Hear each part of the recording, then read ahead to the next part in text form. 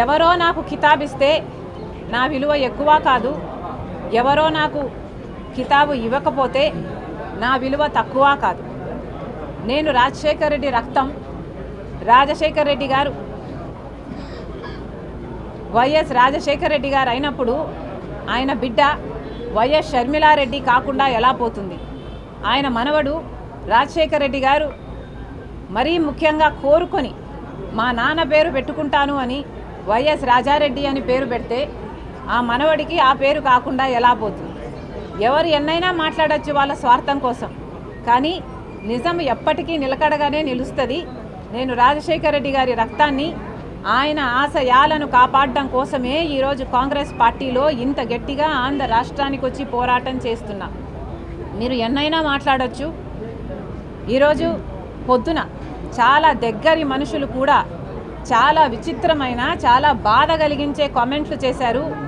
కొండా రాఘవరెడ్డి అన్న నాకు కానీ నా కుటుంబానికి కానీ దగ్గర అనుకున్నాం, కానీ ఈరోజు ఆయన కూడా నా మీద నేను పాదయాత్ర ఎందుకు చేశాను అన్న దాని మీద ఆయన ఏదో అక్కడ ఉన్నట్టు, ఆయన బావుమరిది అక్కడ సూపరింటెండెంట్ అయినట్టు, ఆయన అంతా విన్నట్టు ఏదేదో చెప్పారు. నేను పాదయాత్ర చేయాలి అని భారతమ్మ అడిగితే నేను పాదయాత్ర నేను చేస్తాను అని నేను అడిగినట్టు చెప్పారు. అన్న కొండ అన్న, మీ సూపరింటెండెంట్ చేత వచ్చి ఆయన ఈ మాట చెప్పించగలరా? మీరు మీ దేవుని మీద, మీ బిడ్డల మీద ప్రమాణం చేసి జరిగింది ఇది అని ప్రమాణం చేయగలరా మీడియా ముందర? నేను ప్రమాణం చేయగలను జరిగింది అది కాదు అని. నేను పాదయాత్ర చేస్తాను అని నేను ఎప్పుడూ అడగలేదు. నన్ను కోరితే నేను ఒబ్లైజ్ చేశాను తప్పితే ఇది నిజం కాదు అని నేను నా బిడ్డల మీద, నా దేవుని మీద ప్రమాణం చేసి చెప్పగలను. ఇదే స్థాయిలో మీరు చెప్పగలరా? నేను నా భర్త పోయి అక్రమంగా డబ్బులు సంపాదించుకోవాలి అన్న ఉద్దేశంతో మేము జగన్ రెడ్డి దగ్గరికి వెళ్ళి మేము అడిగినట్టుగా మీరు చెప్తున్నారు. మీరు అక్కడ ఉన్నారా? మీరు అది ప్రూవ్ చేయగలరా?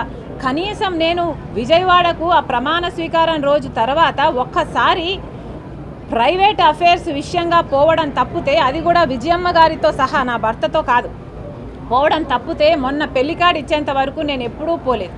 పోనీ నేను వెళ్ళానని మీరు ప్రూవ్ చేయండి, మీ మాట నిజం అనిపించుకుందాం. ఎందుకన్నా దేవుడు చూస్తున్నాడు. మీరు నిజాలు నిక్కచ్చిగా చెప్పేట్టుకుంటే మీ విలువ పెరుగుతుంది. కానీ ఒక ఆడపిల్ల మీద అబాండాలు ఇలా వేస్తే, రాజశేఖర రెడ్డి బిడ్డ మీద మీరు అబాండాలు వేస్తే ప్రజలు గమనిస్తున్నారు. దయచేసి ఇలాంటివి చేయకండి. నేనుగా నిస్వార్థంగా పాదయాత్ర చేశా. నిస్వార్థంగా జగన్మోహన్ రెడ్డి గారు ముఖ్యమంత్రి కావాలని కోరుకున్నా. ముఖ్యమంత్రి అయినాక నాకు ఈ పని కావాలని కానీ, నాకు ఈ పదవి కావాలని కానీ నేను ఏ రోజు కోరిన దాన్ని కాదు. దీనికి సాక్ష్యం మా అమ్మే. ఈ విషయాలన్నీ అమ్మకు తెలుసు. మీకు దమ్ముంటే అమ్మ చేత చెప్పించండి. పాదయాత్ర భారతమ్మ చేయాలనుకుంది. వద్దమ్మా.